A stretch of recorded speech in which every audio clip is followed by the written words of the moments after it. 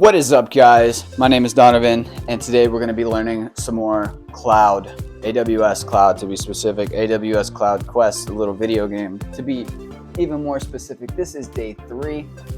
We're going to try to keep things light. We're going to try to keep things lively. Hello to my so far 4 viewers on YouTube. Thank you. One of them is probably me, and my 0 viewers on Twitch. Yeah, so far, what have we done? We've done cloud computing essentials, cloud first steps, computing solutions, network concepts, cloud economics, and connecting VPCs. Today, we're going to be doing databases in practice. First, NoSQL database, file systems in the cloud, and boom, boom, boom, should be completed by episode 4. Let's get into Cloud Quest. I'm still wondering why this giraffe is like 2,000 feet tall, or no, 200 feet tall. Who knows? Maybe one day we'll save the city from the giant giraffe. Join match. I wonder what join match is. Like, we're going head to head, toe to toe. We're going PvP with cloud. AWS is just gamifying this, and I am here for it. But how's your day? Look, here's the giraffe. He's such a bitch. He's looking for a pet. Sorry, I don't belong to anyone. Why are you here? Did I just walk through? Oh well. Physics are. And we got a paper airplane. I forgot about that. Check it out. Check me out. Doing some yoga first thing in the morning, and we're going this way. We're gonna go find is that a spider? Do I really want a spider as a pet? All right. Let me stop being racist. Speciesist. Question: which AWS pricing model offers lower prices on compute and machine learning across any AWS region?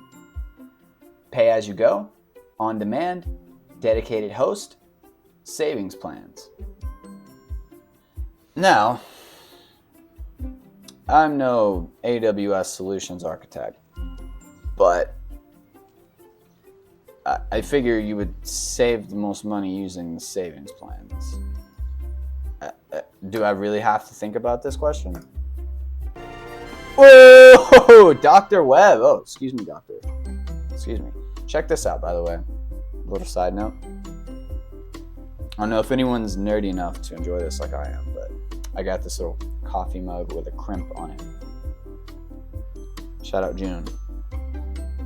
And then you just hold it. You get a little rock climbing exercise while you're drinking coffee. My coffee is cold. That's what happens when you procrastinate. Anyways, 5 more quizzes and Doctor will become my friend. Let's do a couple more questions. Warm up the old noggin and keep things interesting for those of you listening who aren't watching. Is this a fucking jellyfish? Oh, that is too cool. I'm not sure if I fuck with the graphics.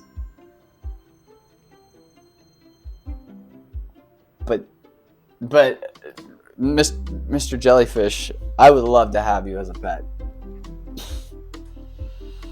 All right, question.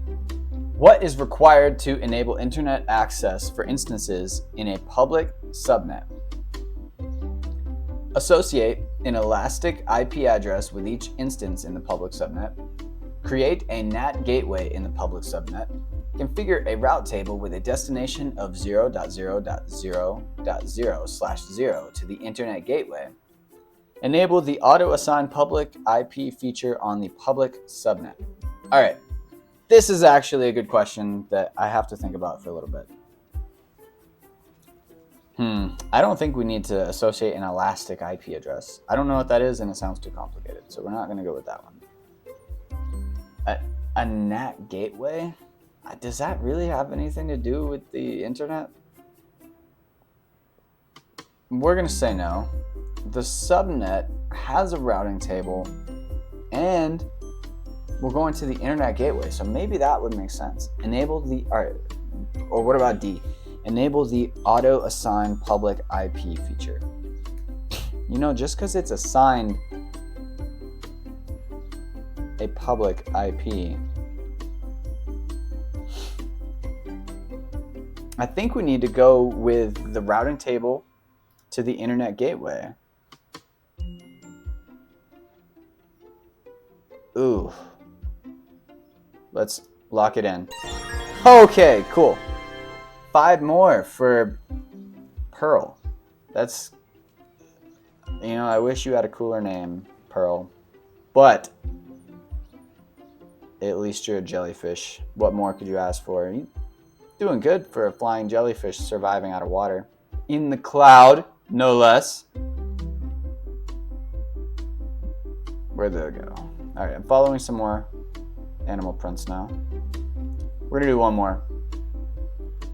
One more pet question, and then we'll get started on the real deal. And this is a bear?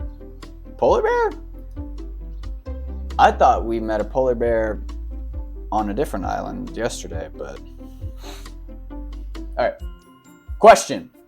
What can be configured when creating a new Amazon EC2 instance? Instance type, S3 bucket, database engine, security group. Okay, well, I know the instance type is something that can be configured. We're selecting 2, by the way. We're selecting 2. I know the instance type is something that can be selected. The database engine? I'm not sure about that. And then the S3 bucket, I really don't think it's the S3 bucket. I think it's a security group too. I think you can configure a security group when you create an Amazon EC2 instance. Sarge! He definitely looks like a polar. Okay, so we got that one right. All right, we got more paw prints, but we got a job to do. We got to save this island. Databases in practice. Let's go. Let's go. We're on our way. Right in our mystical paper airplane. Is this a warrior pose, or is that like this? It's been a while since I've done a yoga class. All right. We found our guy. What's up, Paul? What's up, Paul? What an average human being. Blue jeans, blue shoes, blue shirt. What an average dude. And then we got, construction worker passing by. You know, if this had just like a feature where I could punch people, this game would be so much better. I don't think I'd ever leave this game. But for what it's worth, we're gamifying the cloud, so I'm not mad about it. Let's put on our VR headset, head to the cloud of the cloud. You know what? Maybe we'll do AI for the next one. For your guys' sake getting into this video, I think we're going to stick with scripted mode. Hi, and welcome to the headquarters of our insurance company. Thanks for answering our call. I'm glad to be here. How may I assist you? Our database administrators have recently complained that they spend too much time with operational tasks, such as patching and managing databases infrastructure instead of innovating for our customers. We heard that AWS might have a solution. That's a common pain point. AWS offers many database services to fit your needs, along with self-hosting options. Based on your needs, Amazon RDS might be the right solution. Amazon Relational Database Service, or Amazon RDS, handles database patching and infrastructure management for you. That sounds like what we want. I can have our database admins experiment with Amazon RDS in our dev test environments. Can Amazon RDS also protect us from data loss? Yes! Amazon RDS can perform routine backups on your database. You can choose how long you'd like to store these backups, which is known as the retention period. Okay, but how else can we make sure that our systems are resilient in case of disaster? Amazon RDS can deploy your database across multiple availability zones, or AZs. If one AZ has an issue, Amazon RDS automatically switches to another AZ. Your data stays in sync across zones, so your applications remain available. This is exactly what we want. Will deploying our database in multiple AZs mean that we have twice the database performance? Well, not quite. Using multiple AZs is intended for high availability and disaster recovery, not increased performance. Okay, so what can I do to improve performance? Our data analytics team is constantly running real-time queries and big data analytics. Data performance is impacted with each large read load. For those read-intensive workloads, Amazon RDS read replicas can help. These are copies of your primary database that handle read operations. You can send your analytics queries to read replicas, which leaves your primary database free for write operations. This all sounds great. If we do decide to move our production databases to Amazon RDS, will our administrators have a difficult time migrating? Not at all. AWS Database Migration Service, or AWS DMS. There's a lot of acronyms in here, right? So DMS, Database Migration Service. And I don't know what the test is going to be like, but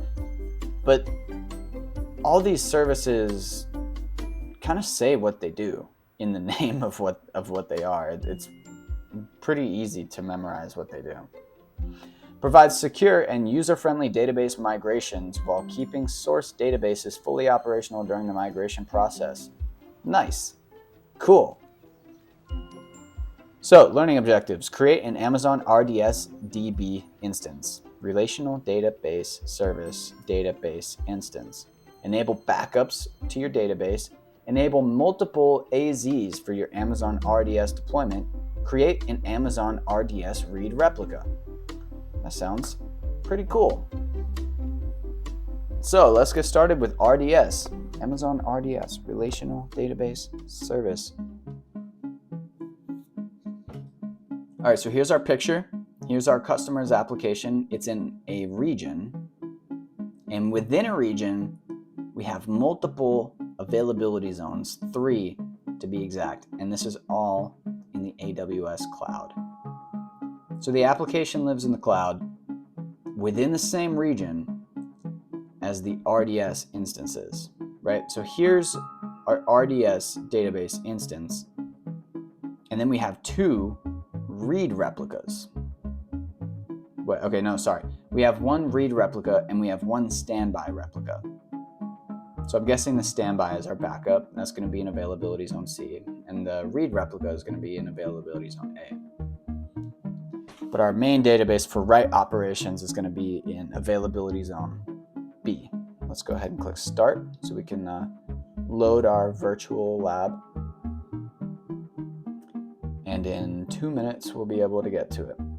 Migrate to Amazon RDS to automate routine database administration tasks while implementing multiple AZ deployment and read replicas to provide high availability and improve performance. This solution uses Amazon RDS to host a customer application database on a single AZ RDS instance. Amazon RDS provides fully managed database services, automating infrastructure, provisioning, backup snapshots, and host replacement to minimize administrative overhead. High availability is achieved through multi-AZ deployment, where Amazon RDS synchronously replicates data from the primary instance to a standby instance in a different AZ. During primary instance failures, Amazon RDS automatically fails over to the standby instance and redirects requests without manual intervention. The DB instance's DNS name record remains unchanged during failover, providing automatic application recovery without administrative action. Read-only replicas can be implemented for read-heavy workloads, distributing application read traffic across multiple data copies to increase aggregate throughput. So, we need to read a lot of data. We're going to availability zone A. Our write operations are in B, and then our backup is in zone C. And this seems pretty simple, right? And then we got 8 seconds until our lab will load. Let's go ahead and open the steps. All right. So we're going to go to EC2. And we're going to look at our AMI, or Amazon Machine Image. That is our another acronym. And it's exactly what it sounds like.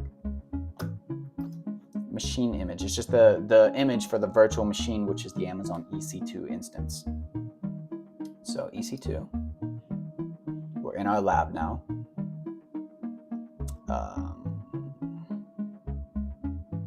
Where did we see AMIs? On the left. Okay. AMIs. Under images, of course. Cool.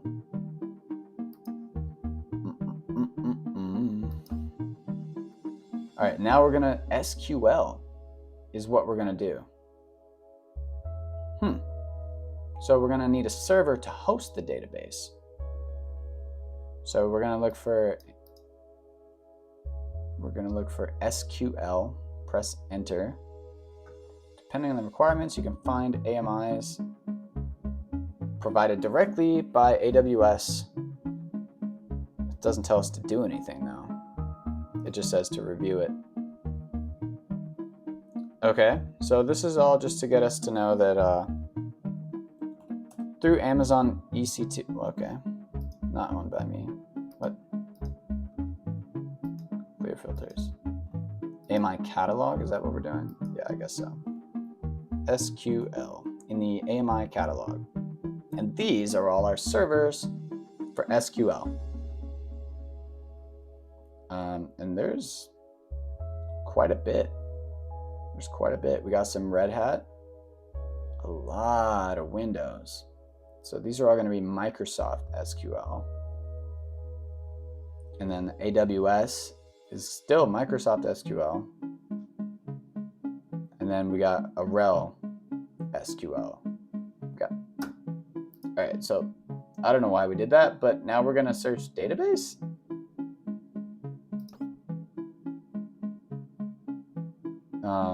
And then we're going to go to Aurora and RDS. Apparently Aurora and RDS are kind of similar. So database, we got all these different databases. Show more, Aurora and RDS. And then we're going to click on the left side, databases, and create database. All right, simple so far. We're in Aurora.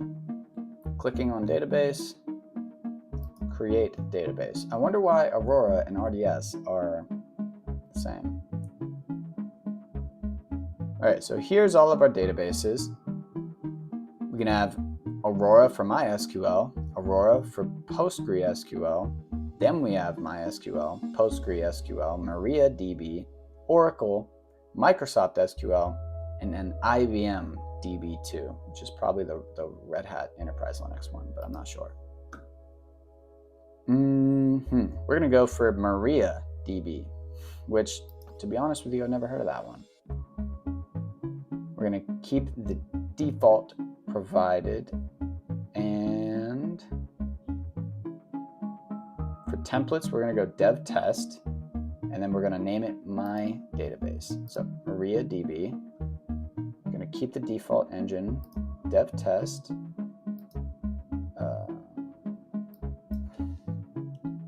My database. All right.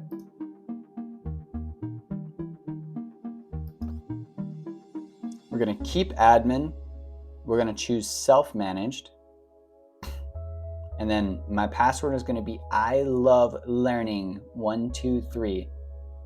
I love learning bang 123. All right. Interesting. Oh, we're already there. So self-managed.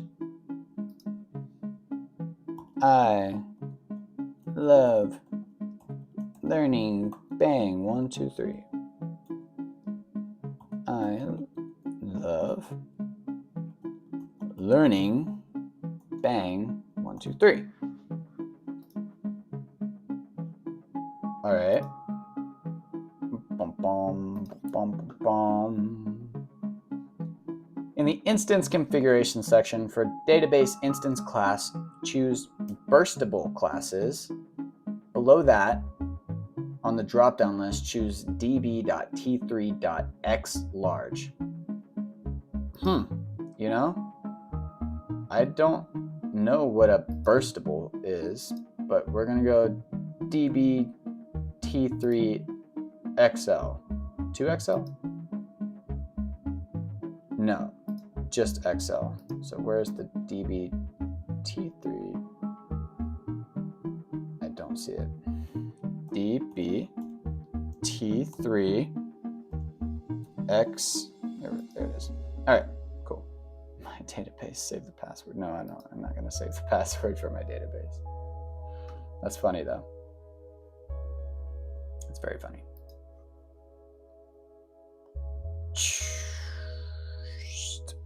General purpose SSD GP3, 20 gigabytes. So we're taking it from 200 to 20. Then we're going to enable more storage. The maximum is going to be 1,000 gigabytes. So here's additional storage. And there's our maximum, 1,000. Cool. We're going to choose create a standby instance. So this is what we were talking about earlier. Multiple AZ deployment. So this is going to create our availability zone C. This is not going to be our read. This is going to be our standby. So it's just as simple as clicking it when you're creating your database. For VPC, keep the default choice of default VPC. For database subnet group, keep the default settings. For public access, keep the default choice of no. For VPC security group, keep the default choice of choose setting. Scroll down to the monitoring section. All right, so all that was to say that everything is default. Where is the monitoring section? Here we go. So we're gonna set our retention period in the monitoring section. And keep the default, clear the checkbox. All right, let me just look at this picture. It makes it much easier. We're gonna keep it as standard. We're going to enable performance insights, enable enhanced monitoring. So enable, that one's good. That one's good. And then enable enhanced monitoring is already checked. Oh, we're going to clear those two. Sorry. We're going to take these away. Why? I don't know. All right, next step. We're going to click to expand the additional configuration, and we're going to do my_database for the name. My database. Cool. We're going to look at the default encryption options. Clear the enable auto minor version upgrade option.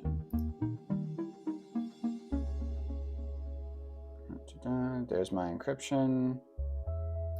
We're not going to auto upgrade.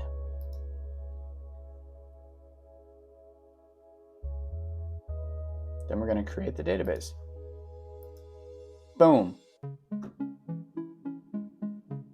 Went through my settings. Seems simple enough. If you really needed to create one of these in real life, someone from Amazon can help you in a little chat box decide what you need to make, or if you already know what you're doing, these should be intuitive, or use ChatGPT.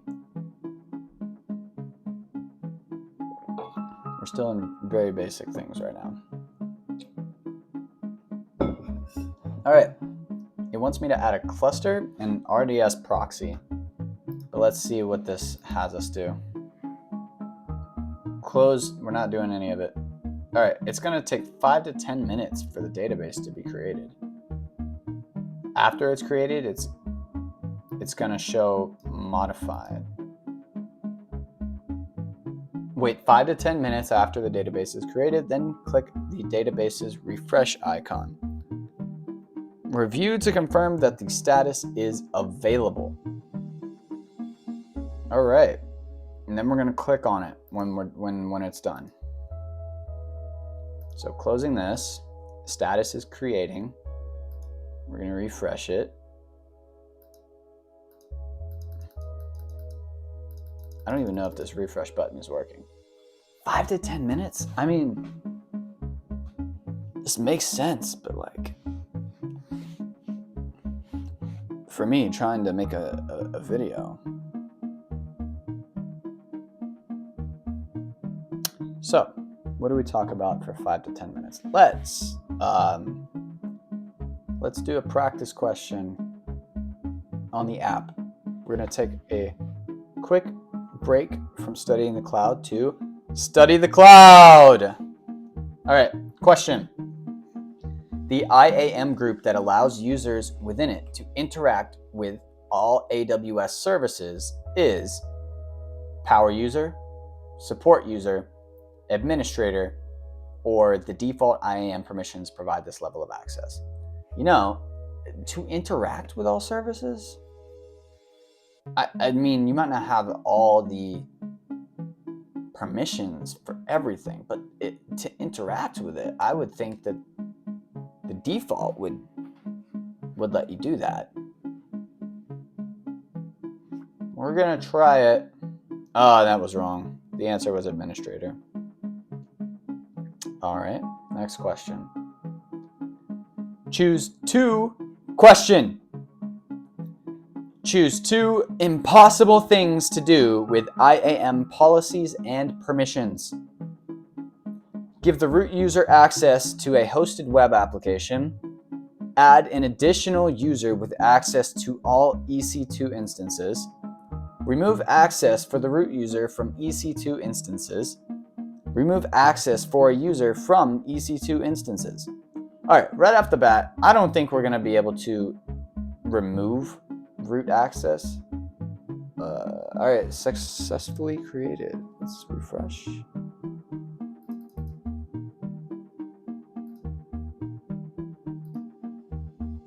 Refresh.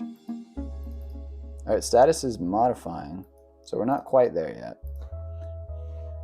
All right, I don't think we're going to be able to remove access for the root user. That is correct. All right, we got one more.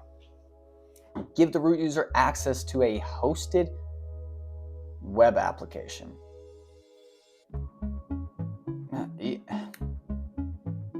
Doesn't it already have? Because I can add an additional user with access to all EC2 instances. That's not crazy, right? And I'm definitely not removing access for a user from EC2 instances, because that's definitely something you can do. Give the root user access to a hosted web application. Or is it add an additional user with access to all EC2 instances? We're going to go give the root user access to a hosted web application. That is correct. That is correct. I should really get the pro version of this so that it tells me. $20 a month. Okay. Do I really need that? I am on here a lot. All right.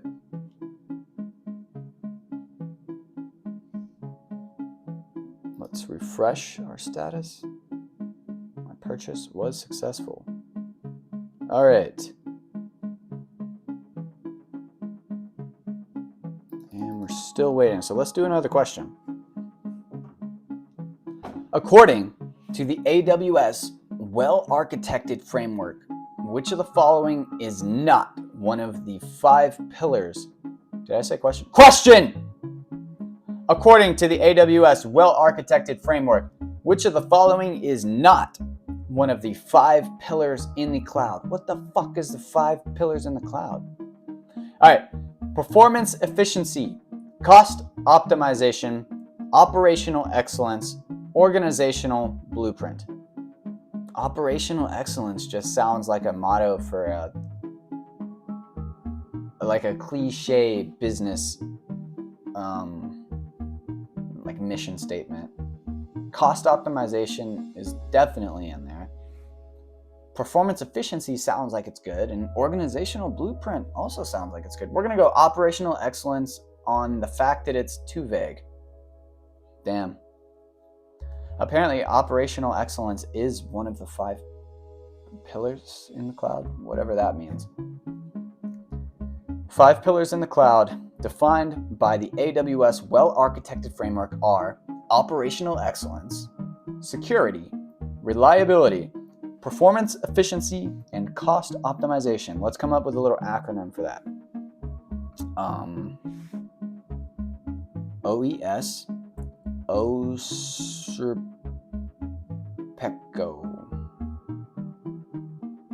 So cost optimize. Let's go.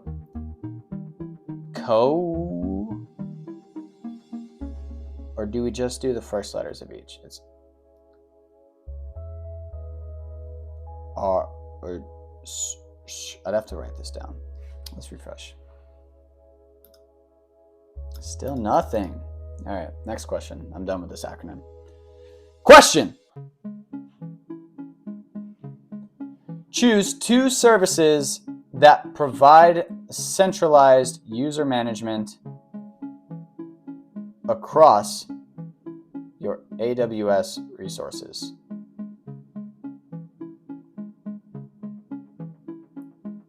So 2, AWS organizations, IAM, KMS, S3 SSE TAC-C. User management, all right, so definitely IAM. And S3 is storage. KMS is, I think, key management system. So we're going to go AWS organizations and IAM. Correct. All right, refresh. Nothing. If we go,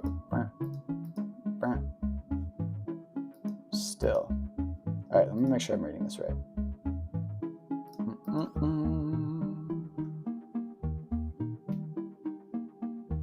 After the database is created, the status shows, 5 to 10 additional minutes. All right, so we're still hanging in there. Cheers. This may be a longer episode just due to that, but we're still learning. We're still learning.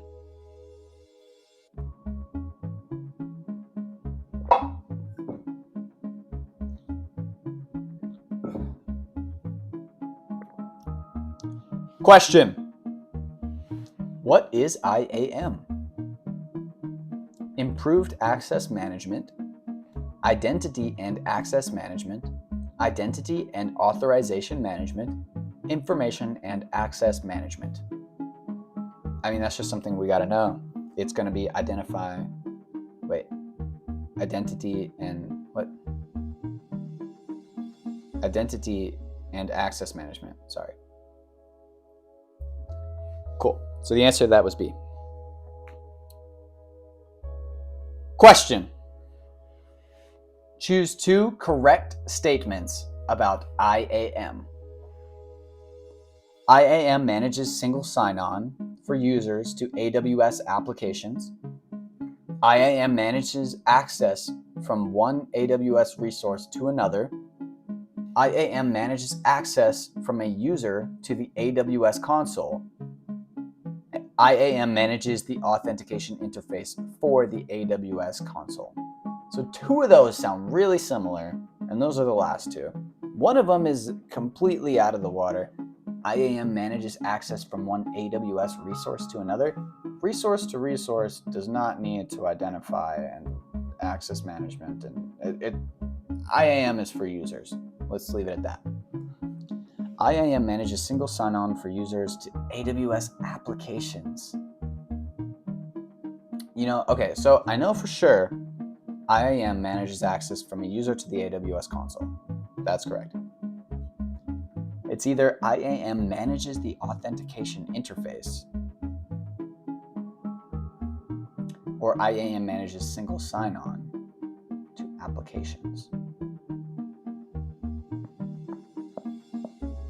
You know, I think it manages authentication interface. I'm not sure you sign into applications with IAM. But you could. Totally could.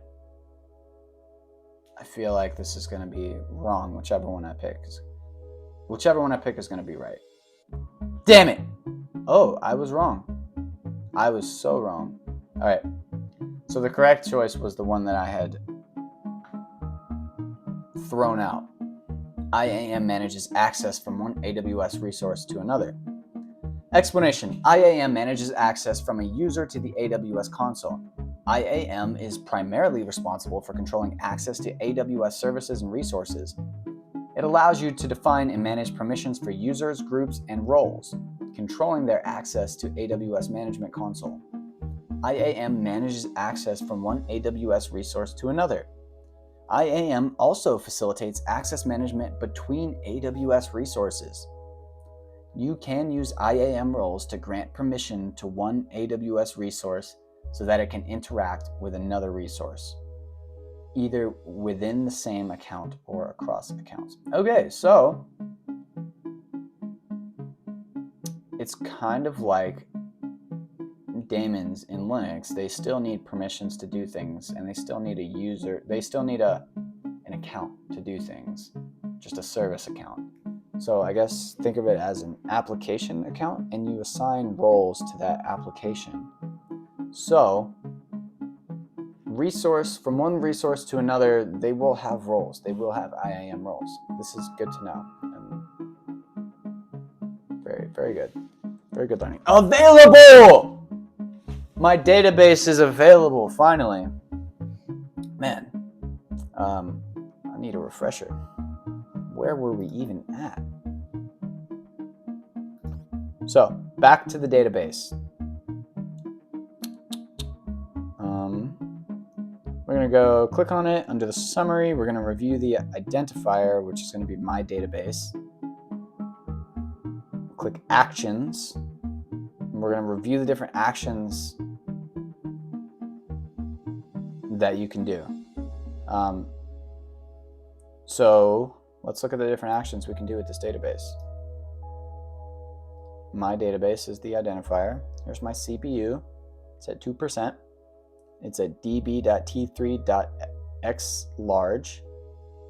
It's an instance of MariaDB, and this is the availability zone it's in. It's in US East, that's the region. 1F is going to be my availability zone. Here's what I can do. I can stop it temporarily, reboot it, delete it, set up an EC2 connection, set up a Lambda connection, migrate data from EC2 database, create read replica. I'm guessing we're going to do that later. We're going to create a read replica in a different availability zone, create blue-green deployment. I heard about that. Take snapshot, restore to point in time, create Elasticache cluster. So I have a feeling the only one we're going to be using in this next coming thing is to create a read replica.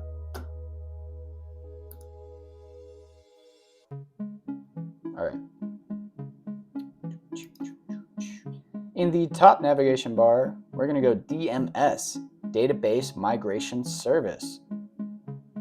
And we're going to discover assets, recommendations, info, review, click, get started. I don't know why we have to do all that. But either way, we're going DMS, baby, for the Database Migration Service.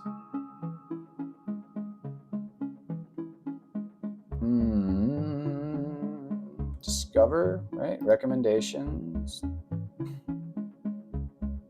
Right? Am I in the right spot? Discover and assess. Did I say assets? Discover and assess. Recommendations. recommendations. Here's my recommendations. Generate recommendations. View data collectors. I don't know. I don't have any. Either way, getting started. Here's how we're going to use. We're going to migrate. We're going to migrate. I think that's what we're going to do. Anyways, for choose a starting point, discover and assess, review the description. Okay, so we're just going to see what we can do. We can discover and assess, convert or move to managed, migrate or replicate. All right, I'm a little lost here. A lot of information and none of it's really asking me to do anything. So that's it.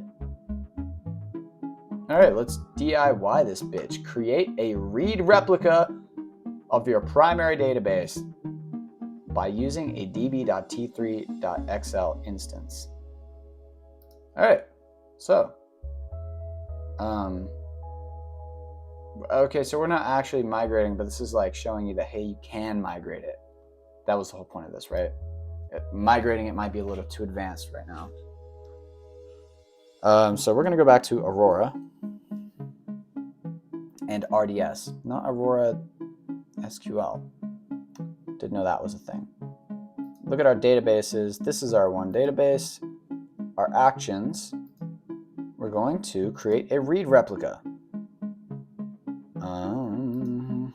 Our identifier is going to be read replica.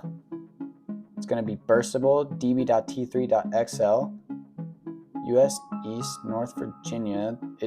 It does have to be in the same region, but the availability zone is going to be we don't need a standby instance of this for reading, right? We don't need that. Our storage type is going to be the same. Our connectivity is going to be the same. We're going to keep everything the same. Availability zone, here we go. So instead of 1F, we're going to go 1E, right? Because we want it in a different availability zone. Now, is that a different availability zone than the standby that got automatically created? I don't know, and I don't know how to check that, but that's something to bring up because we want all three in different availability zones. And we're going to disable that. We're going to disable our monitoring. We're going to disable our performance insights. We're going to do everything that we did for the other one. And create the read replica. Oh my God, we really have to wait. We really have to wait. Please don't tell me this is going to take another 5 to 10 minutes. And then another 5 to 10 minutes. Oh man. You can use any name for the read replica because that's what I did. All right, so my identifier, do I just, no, what, no.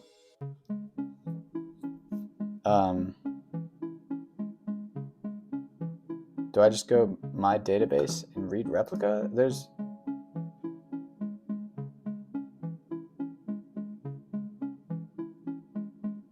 what?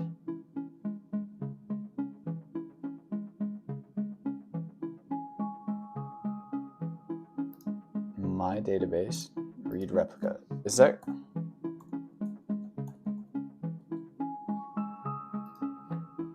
Read replica.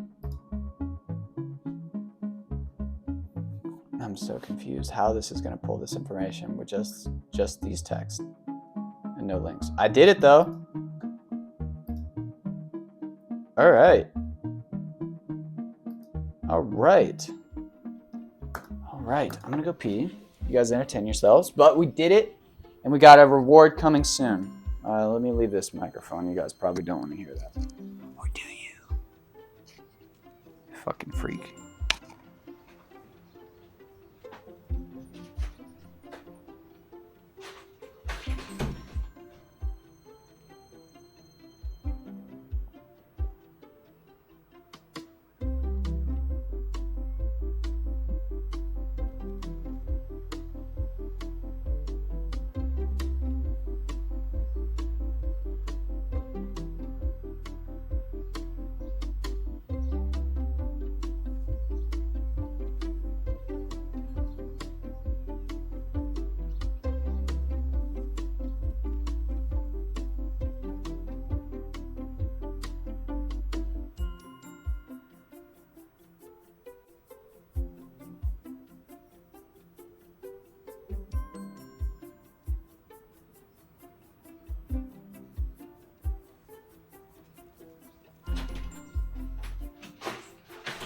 Okie doke. But before we get our cookies, before we get our reward, we're going to do some push-ups. If this is your first time doing it, you better be doing this with me, or you're a bitch.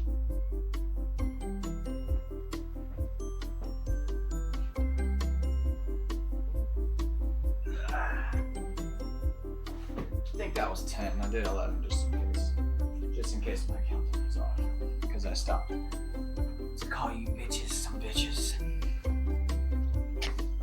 All right.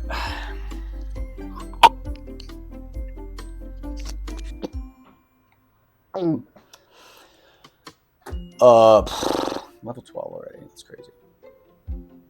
So, where's Mr. Paul? Let me get my reward. Let me see what I get for saving your fucking database. Nice job. All right. We can either... What was it? Insurance company? Man, a helipad? Okay, I know I was going old-timey for most of the city, right? But what are the chances this game adds helicopters? Do I choose the helipad? Or do I keep going old-timey? I can't... Alright, we're going helipad, because I'd be sad if I didn't. But... Oh, yeah! More fireworks. We did it. An insurance company with a helicopter. These guys are balling in the cloud now because I saved them so much fucking money and time. I saved all their database administrators so much time by automating all these repetitive tasks now that we're in the cloud. I don't fucking know what we did. Plus 10 RDS. Let's go, baby. W's in the chat for plus 10 RDS. I'll do it myself because I'm the only one in this chat. W. There you go. Alrighty. How do I...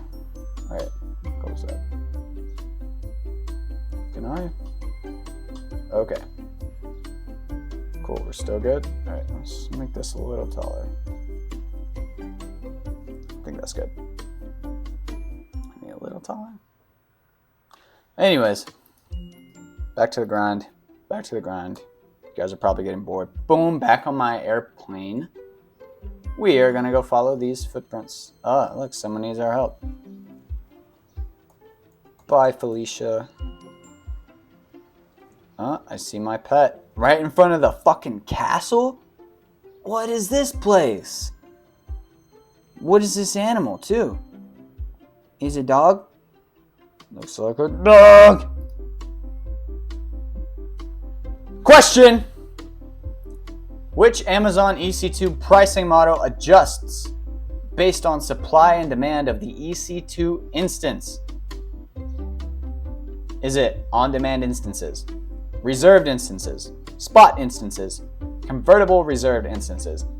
Already, only one sticks out to me because we've already done a couple things with EC2 instances. We've already done a couple of labs.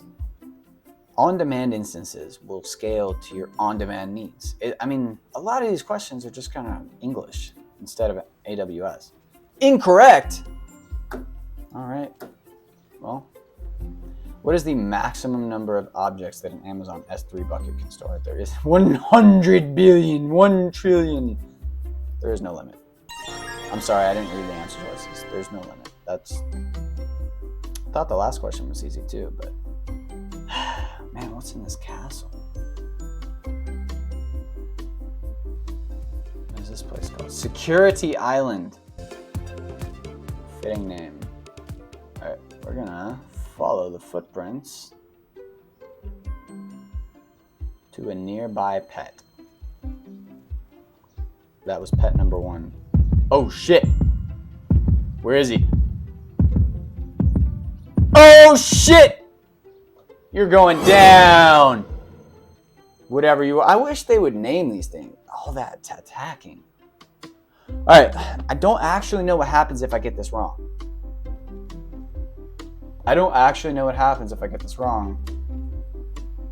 Because the last 2 I got them right. So I don't know what's at stake here. Question. Which AWS service provides object storage? Immediately, there's only 2 that I can think of that have, 1, right? There's only 1. And is built to store and retrieve any amount of data from anywhere on the internet. They love to use that wording. They love to repeat it in questions all over the place. This is going to be either Amazon Elastic Block Store, Amazon Simple Notification Service, Amazon Simple Storage Service, or Amazon Elastic Compute Cloud. Immediately, we're doing storage. It's not going to be the Simple Notification System, and it's not going to be the Elastic Compute Cloud. Now, we're either going to do an Elastic Block Store, which stores things in blocks, or we're going to do Amazon S3 Simple Storage Service, which stores things in buckets of objects. Amazon S3 is going to be our answer. And we will not die today.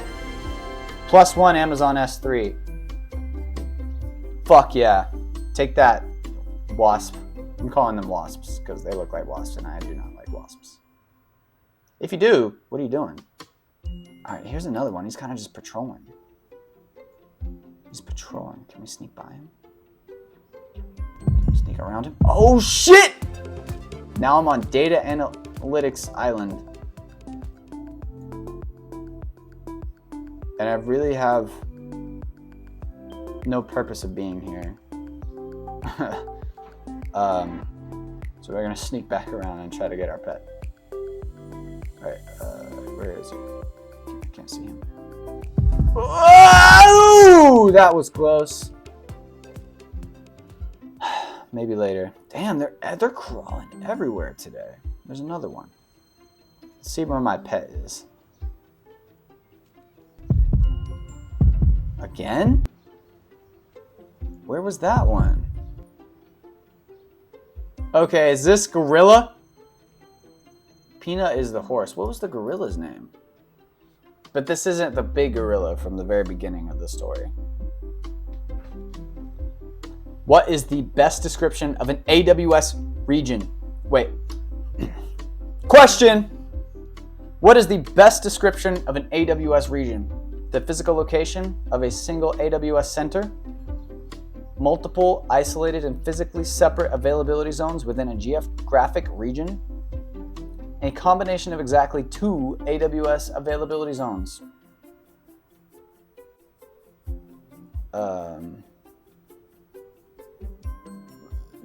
I mean, from what I can tell, when we're setting up regions, it says stuff like US East, parentheses, North Virginia. So that's like a single location, right? It's not 2 availability zones. That's weird. Why would it be exactly 2? I don't know. Multiple isolated and physically separate. It's not multiple anything because it's one singular region. So it's the physical location of a single AWS data center. Incorrect. I guess I don't know what a region is. We're going to do another question. Question. Which statements regarding Amazon S3 buckets are true? Select 2. Amazon S3 creates buckets in AWS region that the user specifies. S3 buckets exist only in a single availability zone. A bucket is a container for objects stored in Amazon S3. S3 buckets have public access by default. All right, so it's not public access. A bucket is a container for objects stored in Amazon S3. That's correct. S3 buckets exist only in a single availability zone. Amazon S3 creates buckets in an AWS region that the user specifies.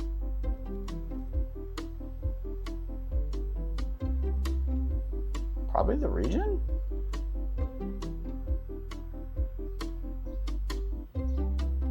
It's either okay, so it's region or availability zone. I think it's gonna be region. Okay, cool. Mrs. Gorilla. I'll talk to you. Answer 11 more. See, I don't even know what the point of having a pet is. All right, we're gonna go talk to one more animal before we get started. Oh, this is the town hall, by the way. Very safe.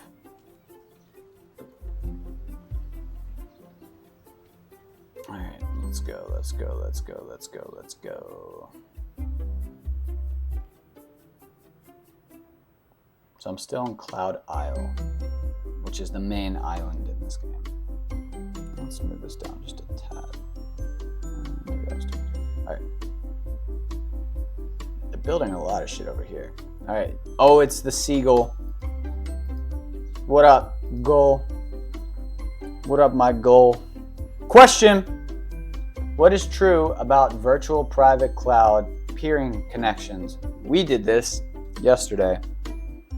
There is no single point of failure for communication. There is no bandwidth bottleneck. VPC peering connections require a public subnet. All right, well, obviously it doesn't require it to be public. And we're going to choose the answer that makes AWS sound the best. So obviously there's no bandwidth bottleneck.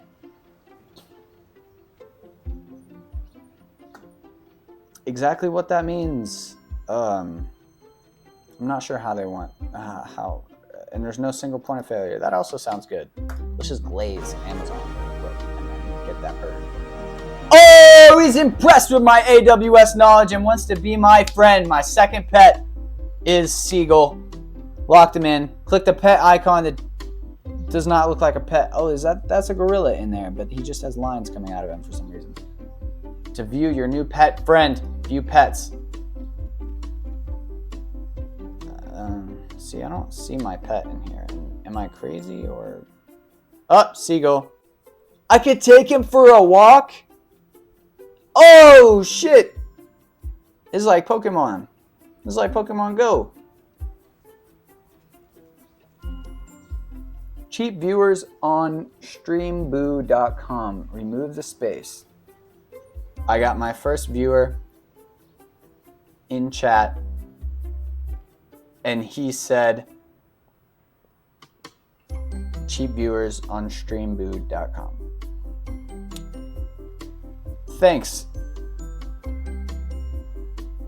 Calorifer333.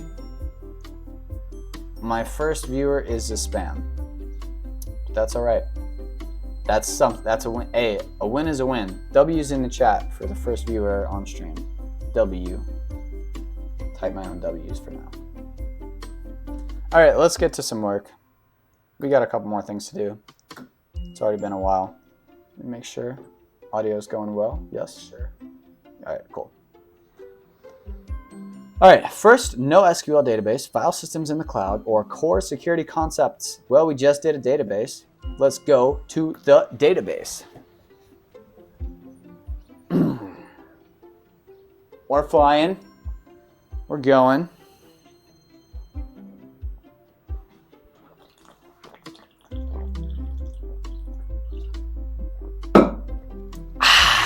We're drinking water, we're staying hydrated. And I guess we're here. This looks like a building, but I bet I can click through it if I just like move the mouse until I see. Oh, here we're at. There we go. What up, Alicia? Damn. Should I go AI? It'd be more fun. But maybe on the last one. I feel like we've been taking too long due to that last one having 20 extra minutes of whatever the fuck. Hi, welcome to the best entertainment streaming service in the city. Thanks for answering the call. We got a TikTok person over here. Good to be here. How can I assist you with your streaming service today? We want to add more features to our streaming services, which would require a highly scalable database with lightning fast performance. One feature idea we have is to add a digital bookmark so the customers can continue watching shows where they left off. Can we accomplish this without having a well-defined schema? I don't know what a schema is. What is a schema? What is a schema in a database? A database schema is the blueprint or structure that defines how data is organized and stored within a database. It outlines the logical and physical design of the database, including the tables, fields, columns, data types, relationship between tables, constraints, views, indexes, and other database objects.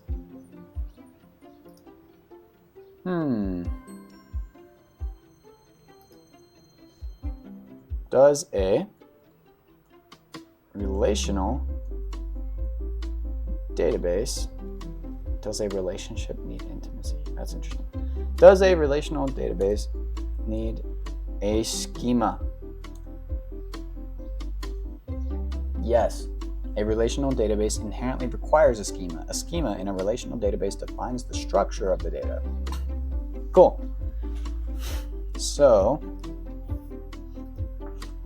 do all databases require a schema? No. While relational databases, such as SQL databases, rely on predefined schemas, NoSQL databases often feature a dynamic or flexible schema, or even schema-less. Though a conceptual structure still exists for organization and management, even in NoSQL, a conceptual schema is still necessary for effective data modeling and application development, even if it's not enforced by the database itself. So we're going to be doing some non-relational database right here. We're going to be using probably NoSQL, which I believe stands for not only SQL, not NoSQL. All right, a bookmark feature would definitely enhance your service. For this use case, I recommend Amazon DynamoDB, a NoSQL data service. So that's good. Good tip for the exams. Dynamo database is going to be a non-relational database or a not only SQL database service. Using DynamoDB, so we had Amazon RDS, so its sister is going to be DynamoDB. So for relational things, we're going to use RDS, Relational Database Service.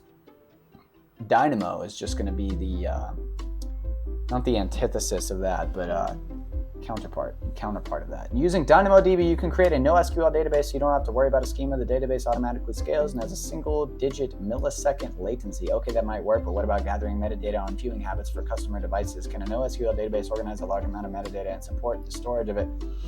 It sure can. DynamoDB supports petabytes of data, and to support your metadata needs, you can add records with unique IDs that have varying attributes. Nice, this sounds like it will. So we're going to create an Amazon DynamoDB table and create a DynamoDB record with metadata attributes. This sounds like it's going to be super simple, and the only thing we're going to need to get from this is the fact that it's a non-relational database and NoSQL. We're just going to have to tie all these terms together. Let's start our lab. Should be a quick one to load if I'm guessing, but it is a database. 2 minutes and 45 seconds. Implement Amazon DynamoDB to store and process viewer behavior data, including content consumption and device analytics. The solution implements Amazon DynamoDB to capture and store streaming content viewing histories. DynamoDB is a key value and document database that maintains single-digit millisecond performance at scale. So it's really fast, is what I'm getting from this. Really fast. The solution implements a composite primary key, combining a partition key and sort key, date last watch, and user ID. DynamoDB supports both single partition key and composite primary key structures. So let's go back since the... Okay, no, the picture doesn't change. Let's just keep reading. Well, let's look at our picture first. Our users play a video on the Amazon Fire TV. Shout out Fire TV. We're dropping in ads here, placements. DynamoDB is going to be our database. It's going to store it in a DynamoDB table. The developer is going to interact only with this table, right? And DynamoDB is what's going to store it in this table. This table is going to have a primary key of a partition ID and a sort key, which is going to be the user ID and date last watched. And then afterwards, this schema is defined per term video ID, supported device type, and then preferred language. So our primary keys are these two, and then our attributes probably apply to both of the primary keys, if I were to guess, is how this is working. All right. Flexible schema enables dynamic addition or removal of attributes for each record at any time. The table records primary keys and attributes including user ID, video ID, last date watched, preferred language, and device used. Customer trend analysis is performed through table scans or queries such as identifying users who watch videos before specific times. Application logic can record video, pause, or stop timestamps as new attributes in the DynamoDB table, requiring no schema modification for existing records. So it's just very flexible. Very flexible schema. Let's go to the practice. Show steps. Create a NoSQL database as an Amazon DynamoDB table. Add records with dynamic schema to the DB table. The lab is ready. Let's go. So what are we going to do? We're going to go DynamoDB, of course, and then we're going to create table. This is looking pretty simple so far. Here we go. DynamoDB, Dynamo database. It's a little bunch of circles with a lightning bolt on it. Create a table. All right. User video history. We're gonna have a partition key of user ID, which is gonna be a string. Our sort key is gonna be date last watched, and that's gonna be a number. It's gonna be our primary keys.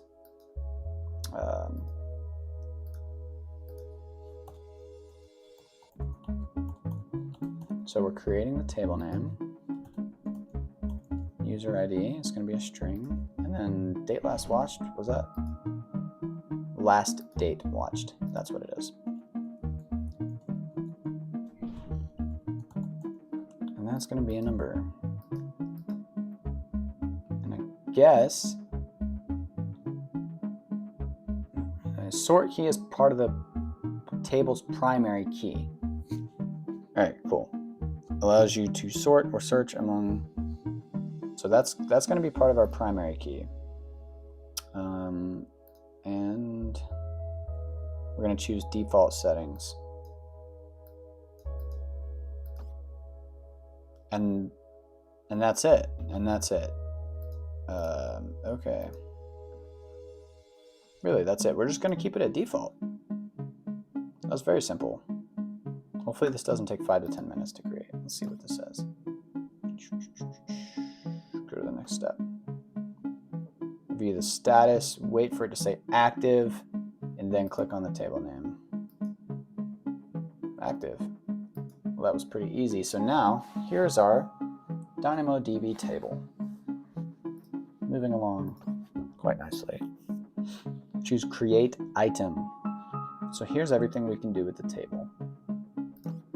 We're going to create an item. So actions, create item.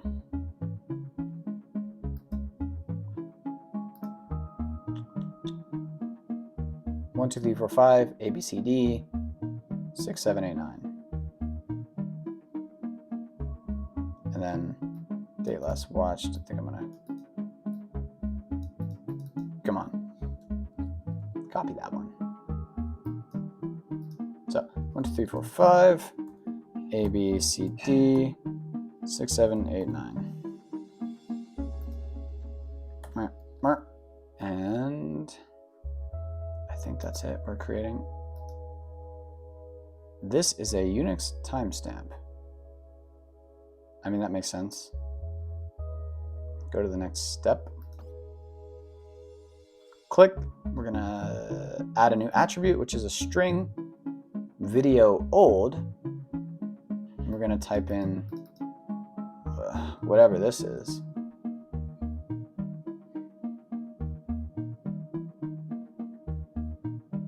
Oh, video ID. Sorry, video ID.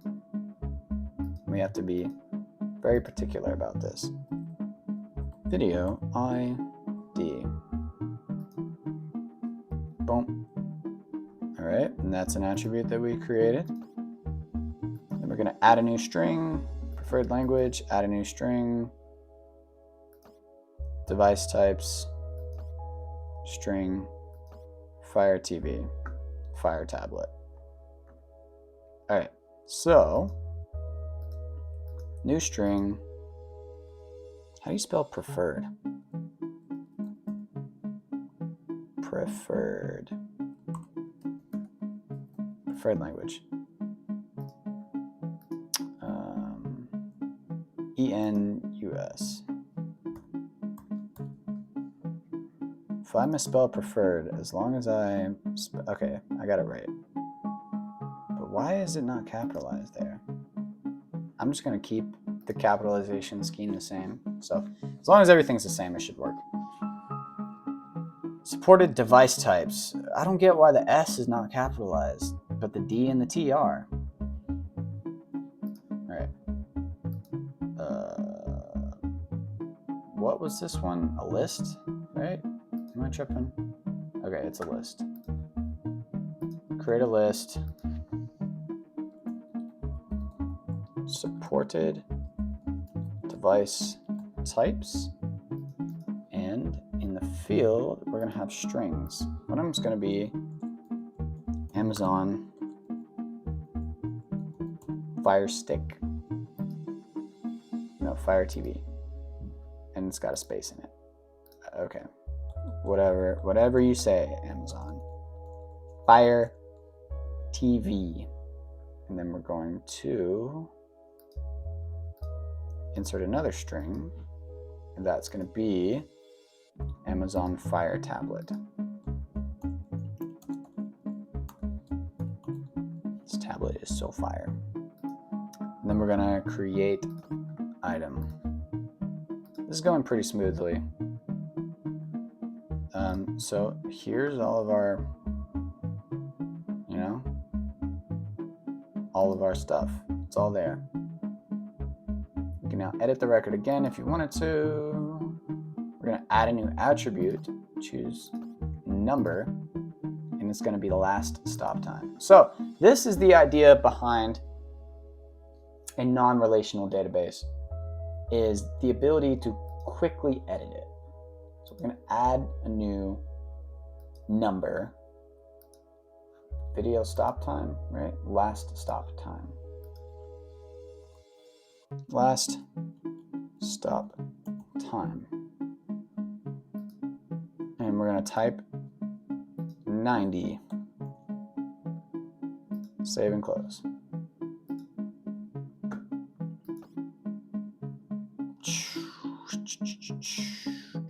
Click to expand, scan, or query items. Choose query. We're going to search for my username,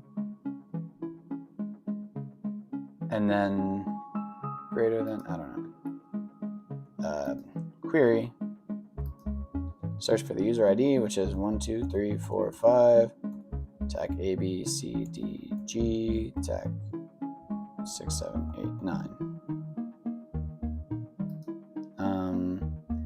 And the date last watched is a sort key, greater than going to look for something that's greater than this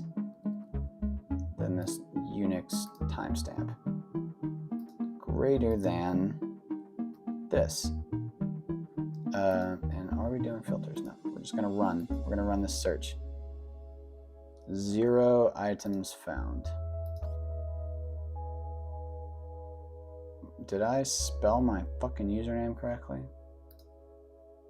Oh my god. Did I just do ABCD? Let's try this again. Yeah, okay. So that's my username. Fuck that up.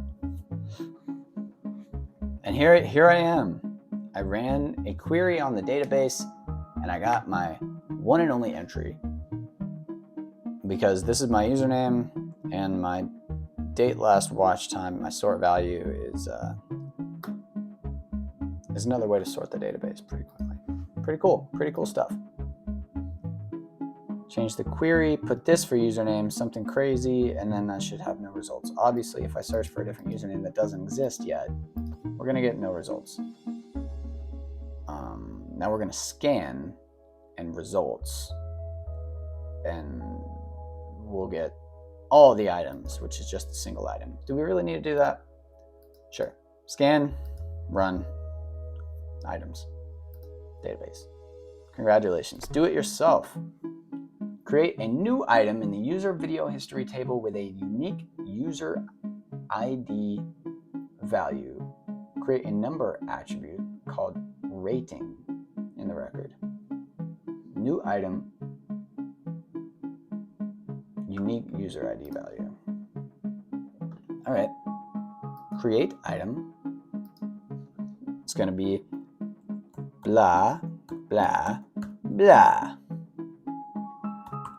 Blah.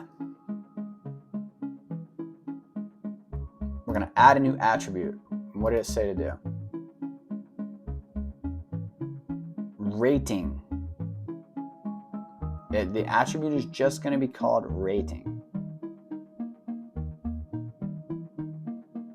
As a number type. That's what it says right here. Create a number attribute. Sorry. Number. Is this rating going to be capitalized or not? No. No. Lowercase. Rating. And it's got to be a number. 69, of course. Create item. And now, how do we... My table name, user video history,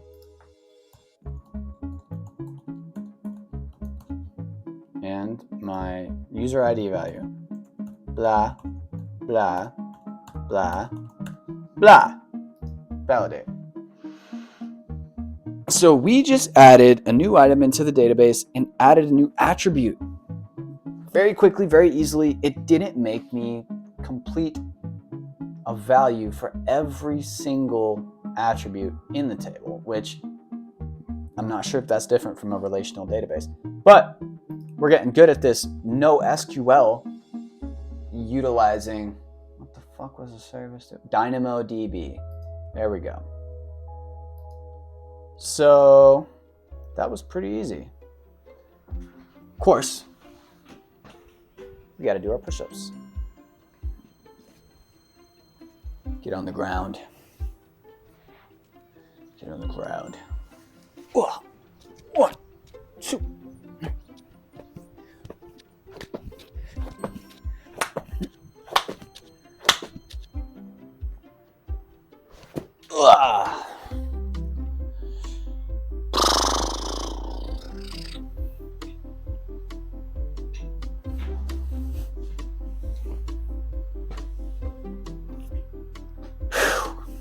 I may not have viewers yet, but none of my viewers are going to be losers. My viewers are going to be winners in all aspects of life. So we're leveling up. We're learning about cloud. We're doing something good with our lives. We're doing push-ups. We're breathing. We're drinking water.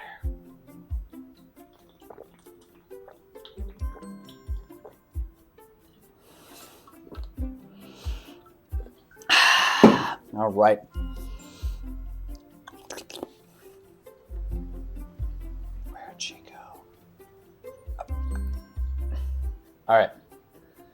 Ah, she got some holes in her shirt. Alrighty. Fantastic. Choose your building. Okay, there's a water tower and a satellite dish and a farm on top of this one.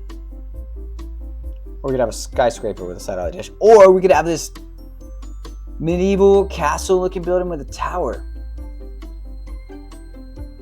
I think this is a farm. I really want to do the one with the farm, but it's so hard to tell what that actually is. It's just a parking deck structure. I'm going to go castle. We're going castle. Boom! We got a castle, and Siegel's right with me. He's leveling up with me. +1 or +10 Amazon Dynamo DB. Let's keep going.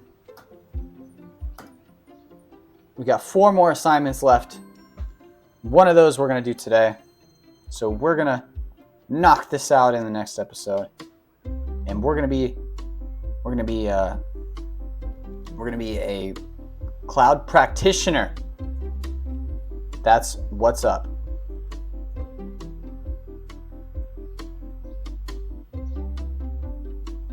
Where's my pet? I hate the fact that you can't go through this. Alright, this looks like Peanut. I hate this. How do I change my view? Both sides of arrow keys do the same fucking thing. Oh my god. Do I have to zoom in to see my fucking horse? And then zoom out. Okay, that works.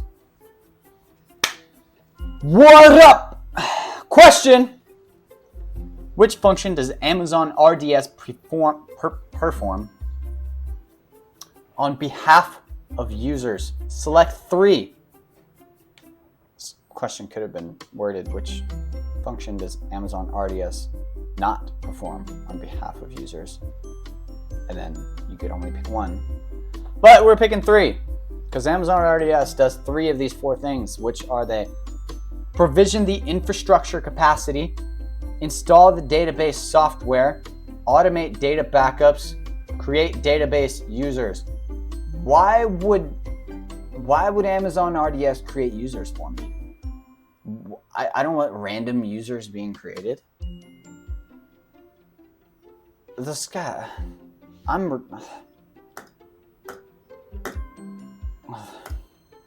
okay, cool. For a second I thought I was very slow because that was just way too easy. I didn't even read the other answer choices. 3 more questions until I get Peanut. We're following some more paw prints. We're gonna find another pet to talk to. Prospective pet. Well, we're going across the bridge. This is the Cerberus Island, right? This is where I found the polar bear yesterday.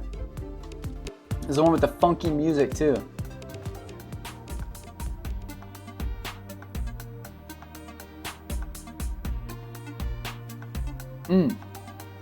What? And about Amazon, yeah.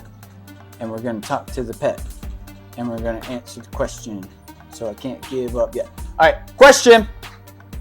How many availability zones at least make up an AWS region? God, I mean, fuck, I want to say 1 or 2, right? Because I know we had A, B, C, D, E, F, and that's for availability zone for the Northeast region in Virginia. So it's not going to be 10. But that's a pretty big availability zone, so it doesn't necessarily need to be 5. It's either 1 or 2, I'm thinking. 1 or 2. Well, here, let's go 1. Let's go 1. That was wrong. Alright. Alright, fair enough. NAT Gateway allows instances... Question! NAT Gateway allows instances in a private subnet to connect to the internet. No? No, that's gonna be an internet gateway that does that, right? I mean, it kind of does, right? Network address translation, that's gonna be like that's gonna translate a internal IP address to an external IP address. So kind of. So it does kind of, but it doesn't. Oh, Crocky is running away. We got 2 wrong in a row. Okay, he's running away. Can I catch him? No? All right, well, that was a bust. Time to talk to one more pet. And let's see. Oh, Crocky. Let's talk to the snake instead. Question. An Amazon EBS-backed EC2 instance must be in a specific state to change its instance type. Which one?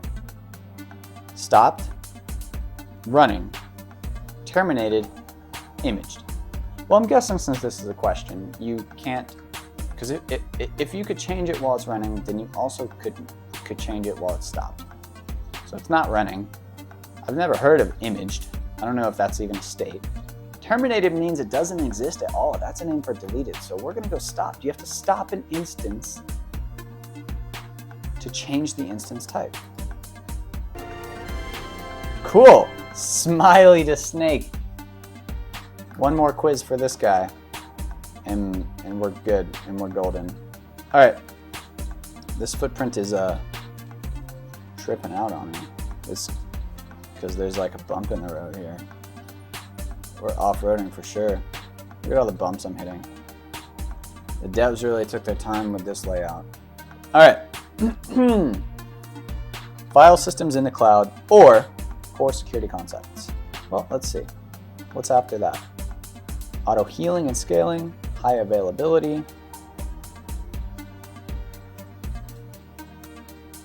I feel like core security concepts would be an easy way to wrap this up, and then we could do an AI just for fun. We could do an AI. We got to get better at our customer service.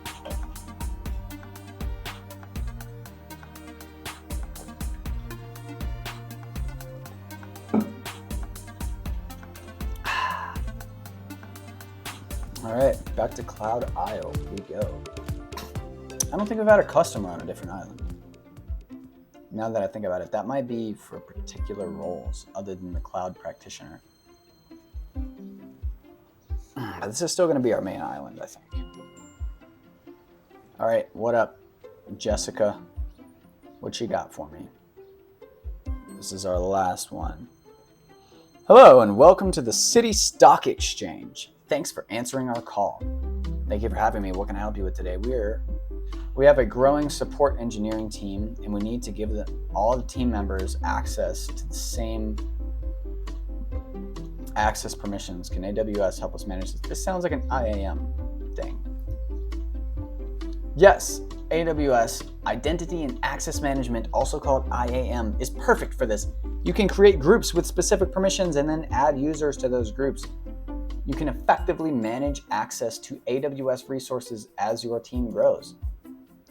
Do I have to set up all the different permissions for every AWS service? My support engineers only need to view Amazon EC2 and RDS resources.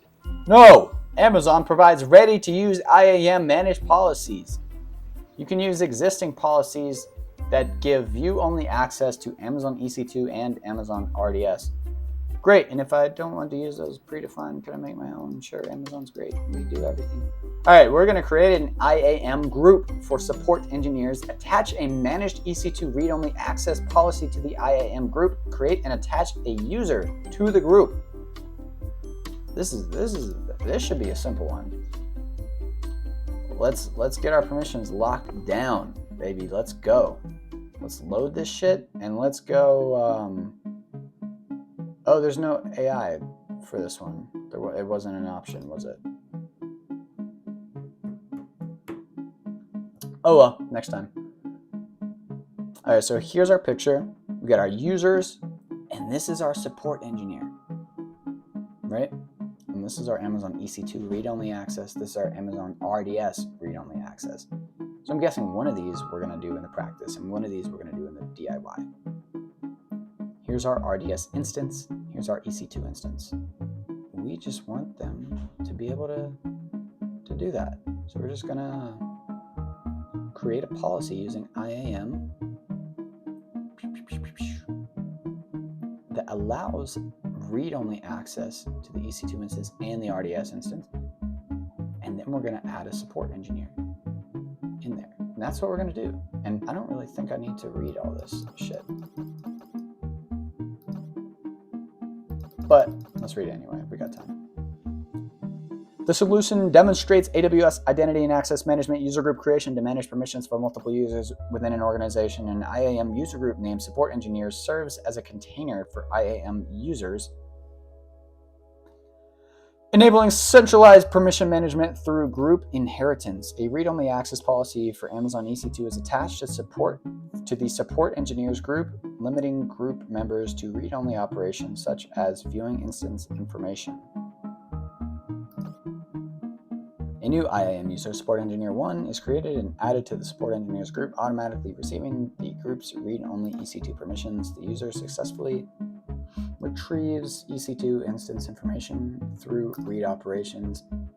Instance termination attempts result in permission errors as the policy restricts actions to read-only permissions. Following AWS's default deny principle, the support engineers lack Amazon RDS read access without explicit permissions. Adding an RDS read-only policy to the group allows support engineers to view Amazon RDS information. Let's go to practice and show our steps. We're going to create that group and attach a policy to the user group. So we're going to go to IAM, click user groups, create group, support engineers,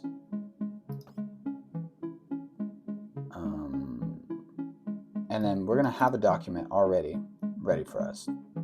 EC2 read-only access. Hit enter. View the policy and then create the group. That's our only policy that we're going to have, is the EC2 read-only instance. Users, create a user, support engineer 1,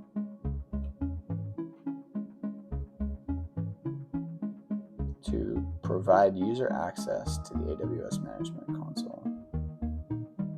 All right, so this is where we'll stop. All right, so the name of the group is going to be support engineers, and the name of the engineer is going to be support engineer. So let's open our lab. Let's close that. That was the last one. I'm going to go to IAM, Identity and Access Management. And then we're going to user groups, create group. What was it? Security group? What would we call this? Support engineers.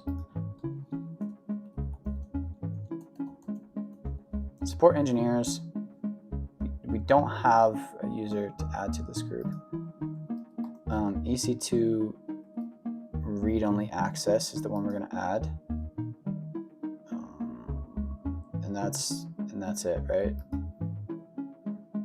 And now we're going to go to users. We're going to create a user. It's going to be support engineer 1. And we're going to give him access with a custom password, and it's going to be like I love learning.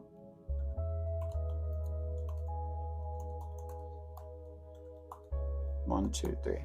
And let's just verify that that's what's going to happen. So we did that. Users, password, support password 123. And I don't know why this S is not capitalized. It seems very strange to me that they're not capitalizing. Support password. But I guess I gotta go for what they're saying, because I think that's what needs to happen for it to validate later. So I guess we support password exclamation 123.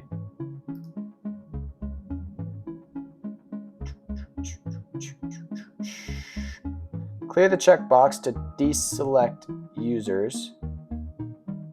Must create new password at next sign-in, obviously. Support password 123. Cool. Next. The password you just saved was found in a data breach. Thanks. It should be changed. I guess it should. And then we're gonna add them to this group of support engineers. And create the user. Let's see if I got that right.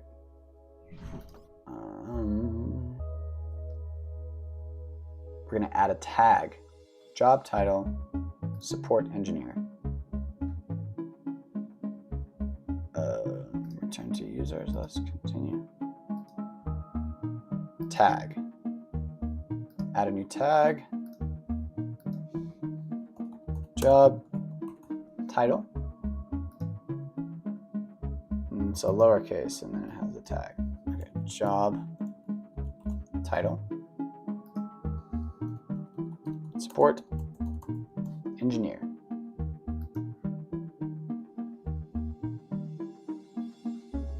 Apparently we should have done this before we created the user, but whatever. Save changes. Enabled without MFA permissions. All right. In the retrieve password step, copy the URL. Retrieve password.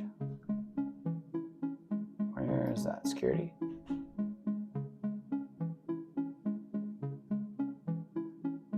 Where is the retrieve password? Am I tripping? Oh, I skipped that. Fuck.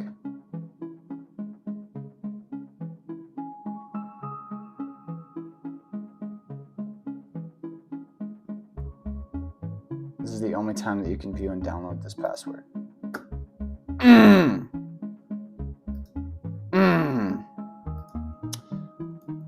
So we're going to delete this user because I like to think too far ahead. And access denied to delete the user.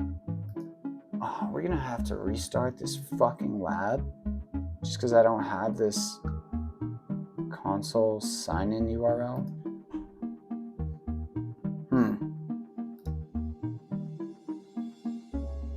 https://signin.aws.amazon.com/console. So let's try to recreate that. So let's copy this number. Oh wait, it's right here. But that would have worked, actually. That would have worked if I tried to recreate that link using this. But here, we got it anyways. All right, no need to delete the user.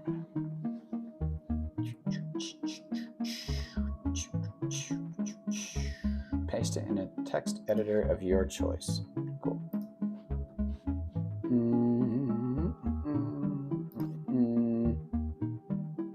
Click on the engineer, security tab. We're gonna look at all this stuff. We're just gonna review. We're just gonna review things, right? So there's some useful information here, but basically we're just reviewing things. In a new incognito window, paste the console sign-in link. All right, so let's do that step. Review, cool. MFA, you should have an MFA, and I don't know, we should create an access key. We should do things for security, right? So obviously this is just security best practices. You should probably assign an MFA device and create an access key, and a couple other things probably are good. So now we're going to go incognito, which is go.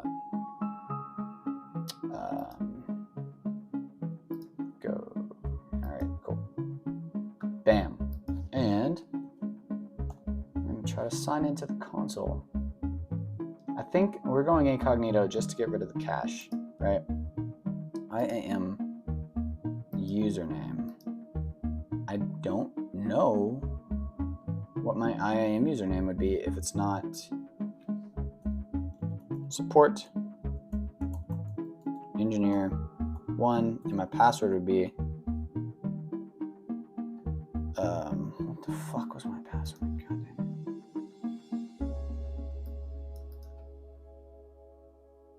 Support password. 1, 2, 3. Okay, cool. So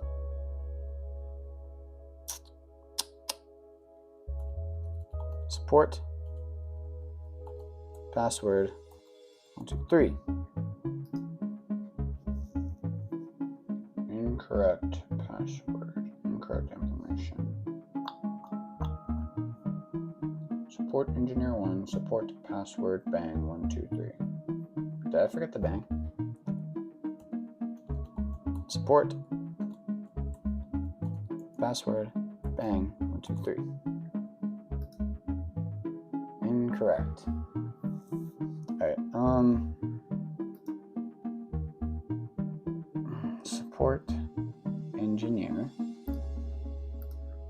SUPPORTENGINNER. Oh man, did I misspell the password when I was creating the password? Oh fuck.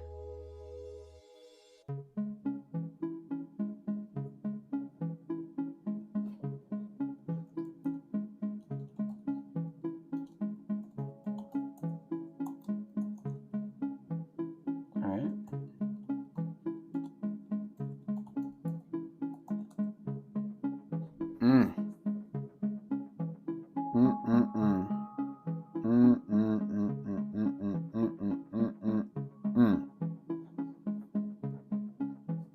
I have a feeling I fucked this up, and I can't delete the user.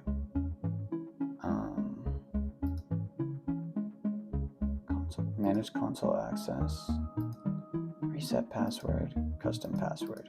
All right, we're just gonna go PASSWORD. Cool. Okay. Password 1, bang. Okay. All right. Now,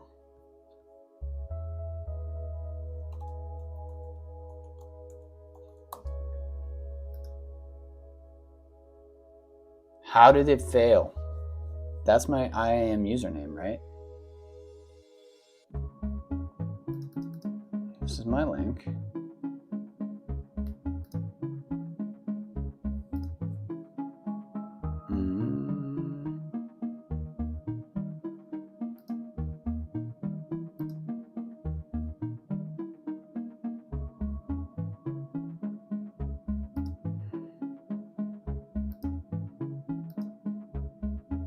Okay, we're gonna revoke elder sessions for some reason. Or do we just need to, can we duplicate this tab and try it again?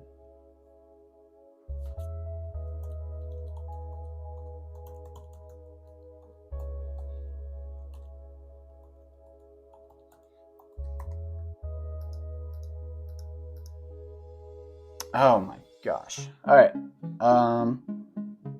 Technical difficulties just logging into this thing. I definitely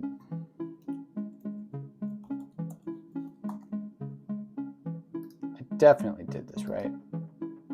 Reset password. Why does it say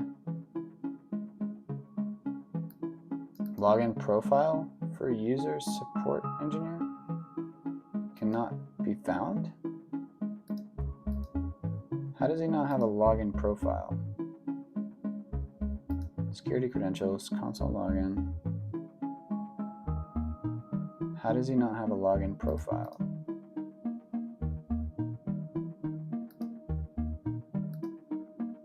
why would he not have a login profile?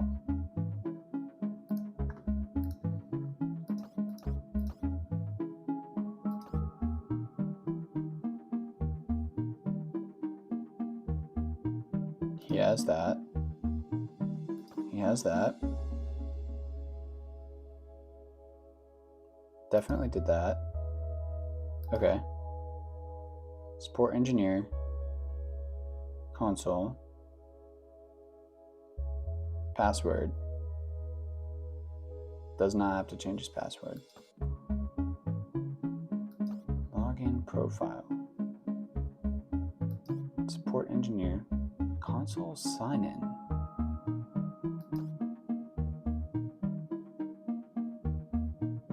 Support engineer.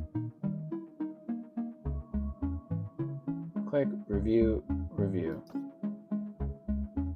And that should be it, right? So let's just close this.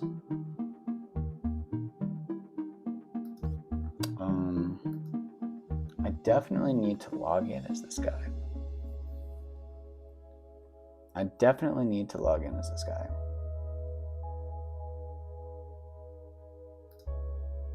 There's his console sign-in link.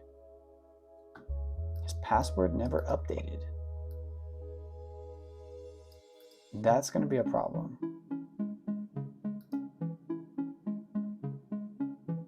All right, we're going to disable his access. Then we're going to re-enable it with a password. See if that works.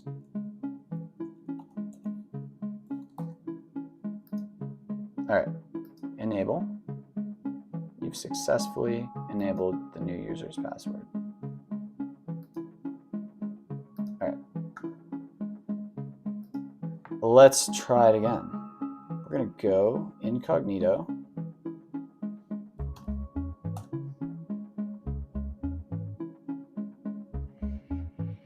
My username is support engineer 1. My password is password 1 bang. All right, so we did some troubleshooting. It took a lot longer than it should have to troubleshoot this, but we're in the console and I have access to EC2, and that's what we wanted. That's what we wanted. Cool. EC2, and then North Virginia East 1 is the region I want to be in. Sorry, no. I need to be in this one. Cool. EC2.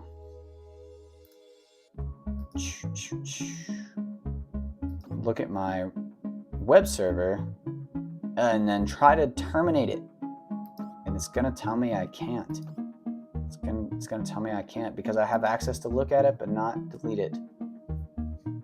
So here we go. Settings, no. Oh yeah, instances. This is my web server. Actions, instance state. There we go. Terminate. Boom. Oh, failed to terminate, and you get this huge jumble of letters, whatever the fuck that means. So we did what we did, and we did it. And the password is not correct, but I think I just fat fingered a password. I think that's all it was. All right, so now we're gonna go to our user group, support engineers, support engineer. Policy is gonna be RDS, read only. RDS.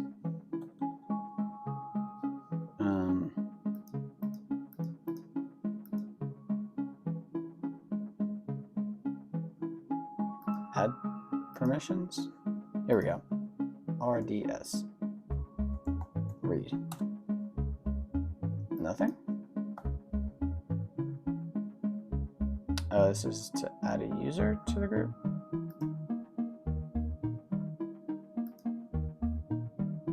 What is this? What does this button do? Oh, that's the code for it. One match. permissions. We need to edit this somehow. Add permissions, right? We need to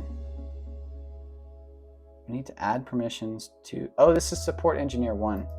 Why are we in support engineer 1? User, this is what we need to add. Okay.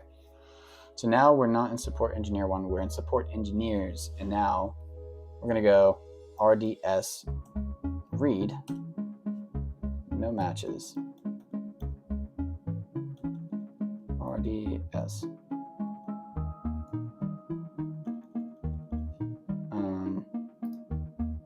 We're gonna attach a policy. Here we go.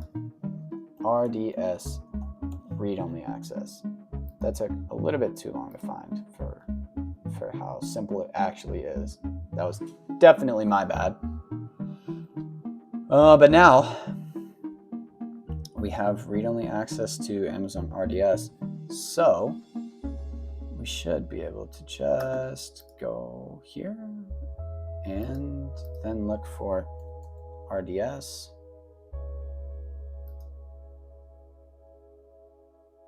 And then databases. We don't have a database. Can I create a database? Looks like I can. Looks like we got access to this. All right, so let's see. Now we have RDS. What's the DIY gonna ask us to do? All right. Grant the support engineers group read-only access to Amazon RDS. Cool. IAM user group is going to be, yeah, right? Support engineers. I hope this password being the wrong password for this guy is not going to affect things, because if that's how this thing validates, I did it. Well, it looks like we're not completely retarded. Let's pay our dues. Let's pay our dues. One, two, three. You better not be skipping this. That's ridiculous. It's ridiculous. You got energy to skip this. You can look yourself in the face knowing you should have done something and didn't do it.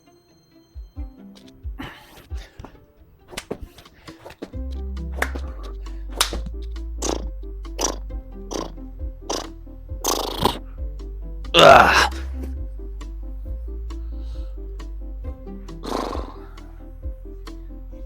You still got time to do it now before the guilt settles in if you didn't do it. Anyways, let's see what our reward is. Let's just knock it out real quick. Let's one last bit of dopamine, get our levels up. I don't know what the fuck this is, or picking it. Helicopter? It's a goddamn dinosaur that they turned into a house. Oh yeah. This game is so strange. Yet I can't enter any of the buildings. I can't even go in the block. Plus 10 Amazon RDS, plus 10 IAM, and plus 10 EC2. We didn't do shit with EC2. Besides add a policy to IAM. We didn't do shit with RDS either, actually. That was the last one.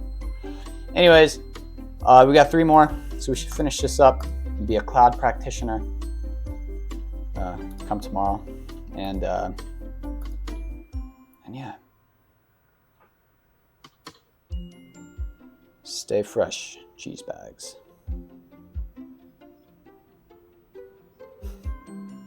It's raining.